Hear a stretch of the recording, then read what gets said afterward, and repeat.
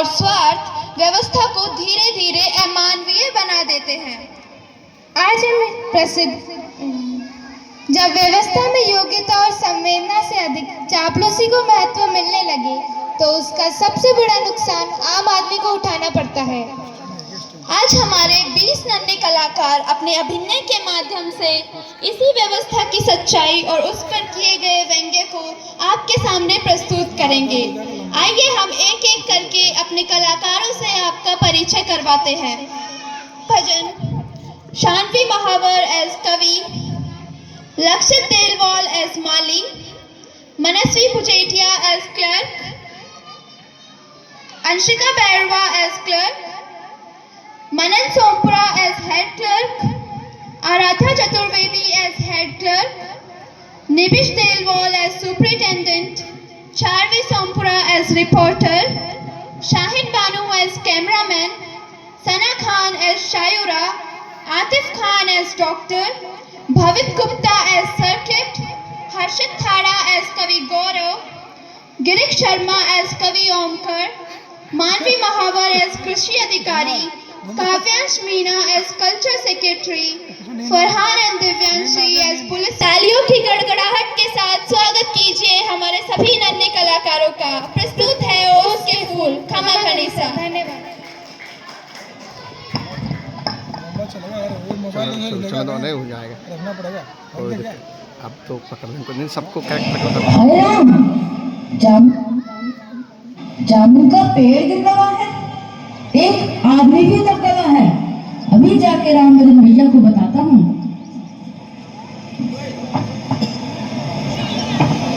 रामगढ़ भैया, ओ रामगढ़ भैया, क्या बात है? वो बाहर जामुन का पेड़ गिर गया है और तो और एक आदमी भी दब गया है? अभी जाके क्लर्क सर को बताता हूँ। सर, माली बता रहा है कि बाहर लॉन में जामुन का पेड़ गिर गया है और उसके नीचे एक आदमी भी दब गया है। क्या? अभी एक क्लर्क सर को बताना पड़ेगा। सर, लॉन में एक जामुन का पेड़ गिर गया है, उसके नीचे एक आदमी भी दब गया है। क्या कह रहे हो? अभी जाके सुपरिटेंडेंट सर को बताता हूँ।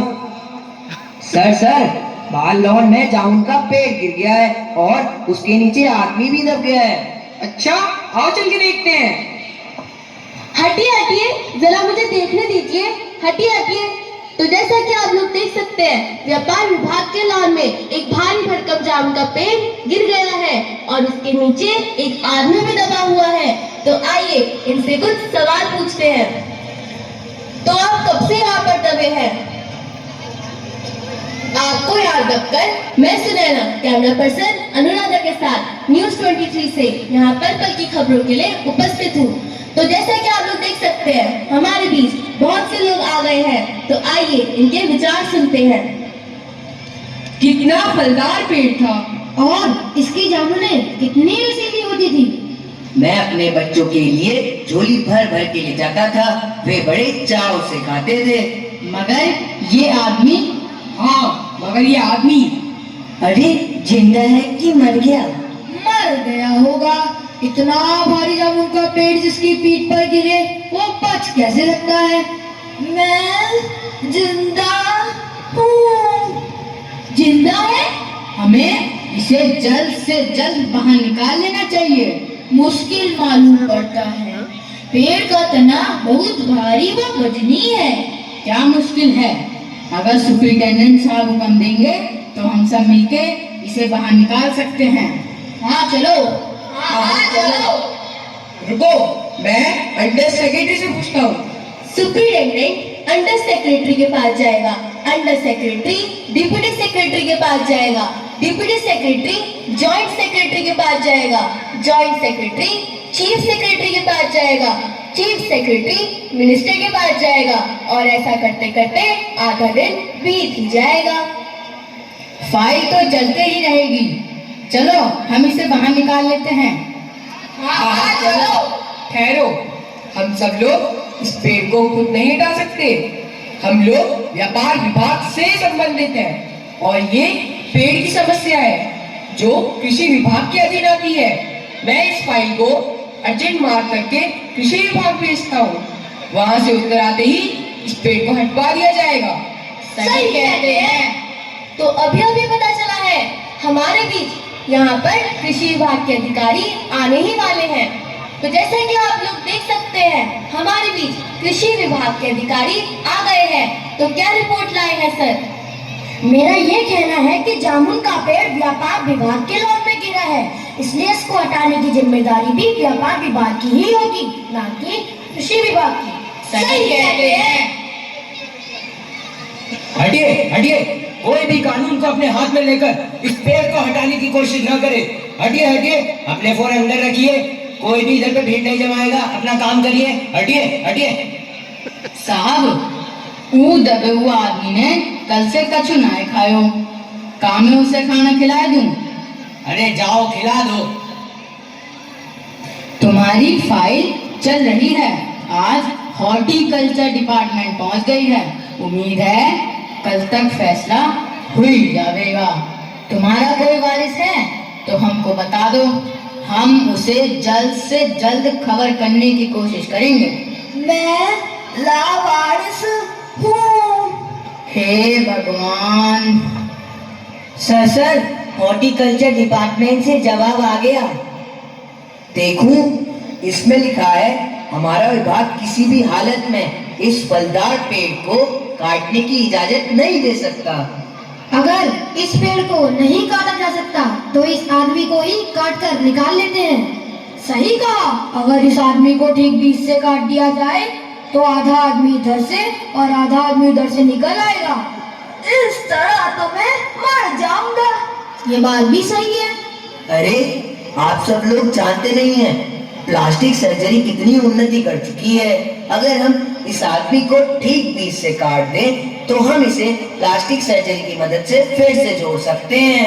तब तो इस बार फाइल को मेडिकल डिपार्टमेंट भेज देना चाहिए।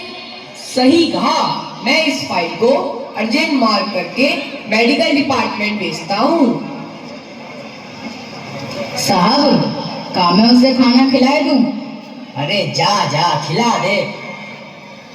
सुना है तुम्हारा मामला मेडिकल विभाग तक पहुंच गया है। उम्मीद है कल तक फैसला हुई जाएगा। अरे वो देखो, डॉक्टर साहब आ गए। डॉक्टर साहब, तो देखिए हमारे बीच मेडिकल विभाग की टीम पहुंच चुकी है। ए सर्किट, देख तो जरा आदमी के नीचे पेड़ किधर दबेला है। अरे भाई, आदमी के नीचे पेड़ नहीं, पेड़ के नीचे आदमी दबेला है। अभी देखता हूँ। अरे सर्किट, उधर देख, उधर एक स्पीड चमेली है। चल उधर चलने का। हाँ चलो भाई।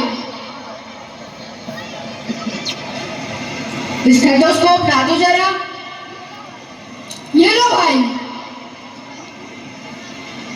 अरे भाई, मेरे नहीं, उसके लगाने का। गहरी सांस लो। अरे ये तो सांस ले नहीं पा रहा है, मैं ही ले लेता हूँ।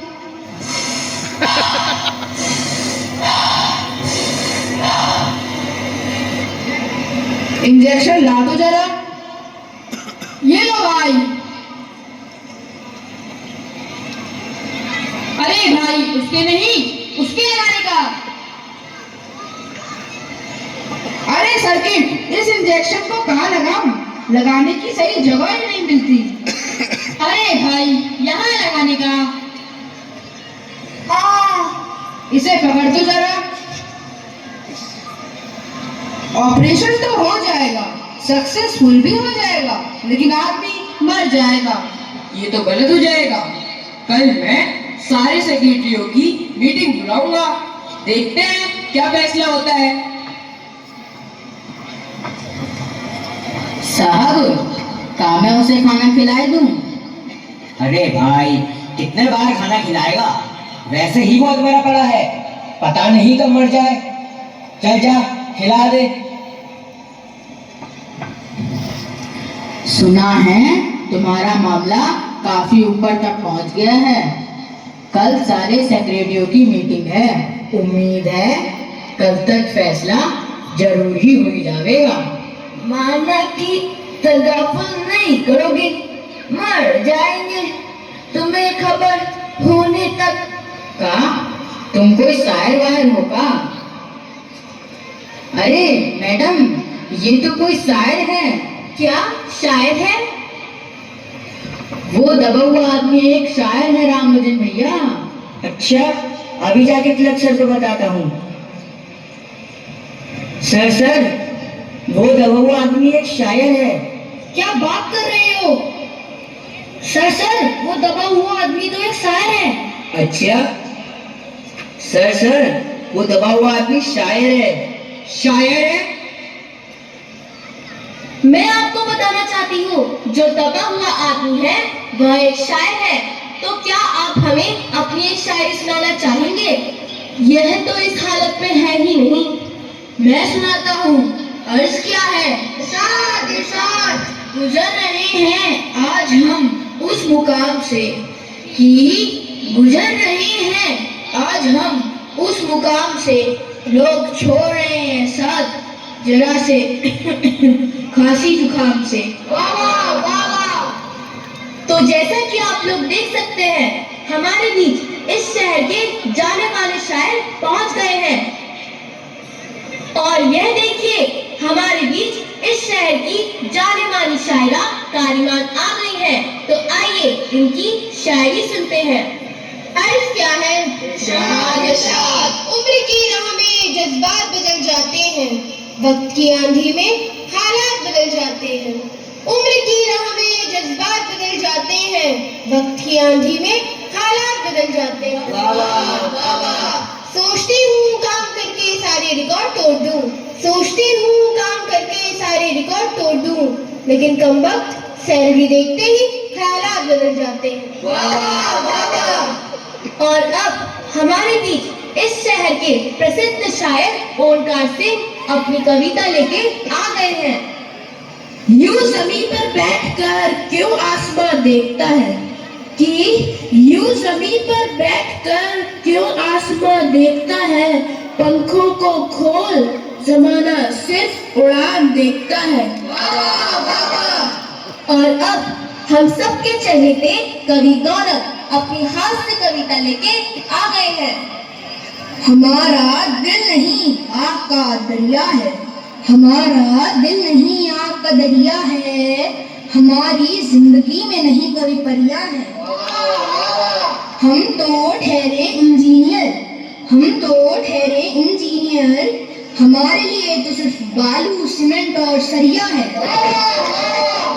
दबा हुआ आदमी कवि है, इसीलिए इस फाइल का संबंध ना एग्रीकल्चर डिपार्टमेंट से है, ना हॉर्टिकल्चर डिपार्टमेंट से है, बल्कि कल्चर डिपार्टमेंट से है। मैं इस फाइल को अर्जेंट मार्क करके कल्चर डिपार्टमेंट भेजता हूँ, ताकि इस अभाग्य कवि को इस पेड़ से छुटकारा दिलाया जाए। सही कहते हैं। अरे भाई, सुना है तुम्हारा मामला साहित्य अकादमी पहुंच गया है। वहां के सेक्रेटरी ऊ फाइल को देखेंगे और कल तक फैसला हो ही जाएगा। वो बस आने ही वाले हैं। और यह देखिए, हमारे बीच साहित्य अकादमी के सेक्रेटरी आ गए हैं। क्या तुम कवि हो? जी हाँ। तुम किस उपनाम से शोभित हो? ओस। ओस? क्या तुम वही ओस हो जिसका काव्य संग्रह ओस के फूल अभी हाल ही में प्रकाशित हुआ है? जी हाँ। क्या तुम हमारी अकादमी के मेंबर हो? जी नहीं। आश्चर्य है, इतना बड़ा कवि, ओस के फूल का कवि, हमारी अकादमी का मेंबर नहीं है। उफ, कैसी भूल हो गई हमसे। इतना बड़ा कवि और कैसी अंधेरी गुमनामी में दबा पड़ा है। मैं अभी इसकी सूचना मोदी जी को देता हूँ। तो साहित्य अकादमी की सूचना पर अब इनकी जिम्मेदारी खुद मोदी जी ने ले ली है। मैडम, ये आदमी तो सांस ही नहीं ले रहे। क्या सांस नहीं ले रहे हैं? Breaking news. मैं सुनैना कैमरा पर्सन अनुराधा के साथ न्यूज 23 से। तो देखिए, व्यापार विभाग की लोन में जामुन के पेड़ के नीचे दबे कवि अब सांस नहीं ले रहे हैं। डॉक्टर साहब, ये आदमी सांस नहीं ले रहे।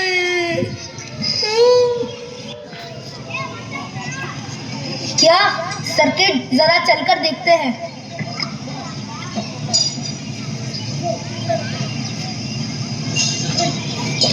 हाँ, ये सांस नहीं ले रहे हैं, ये मर चुके हैं।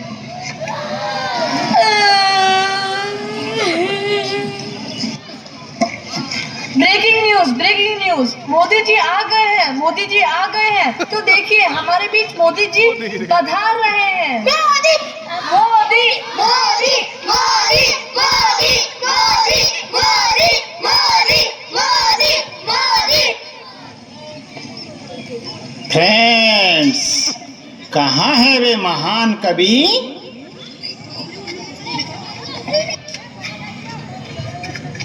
साहब वे तो हमें छोड़कर जा चुके हैं।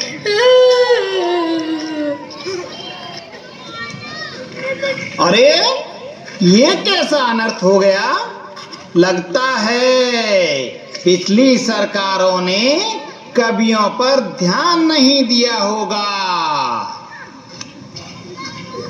फ्रेंड्स, आज हमने पिछली सरकारों की वजह से एक महान कवि को खो दिया है। इसका मुझे और पूरे देश को बहुत खेद है।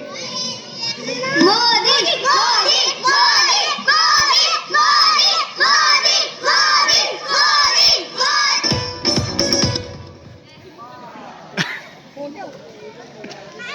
क्या क्या बात है, बहुत बहुत धन्यवाद बच्चों के द्वारा इतनी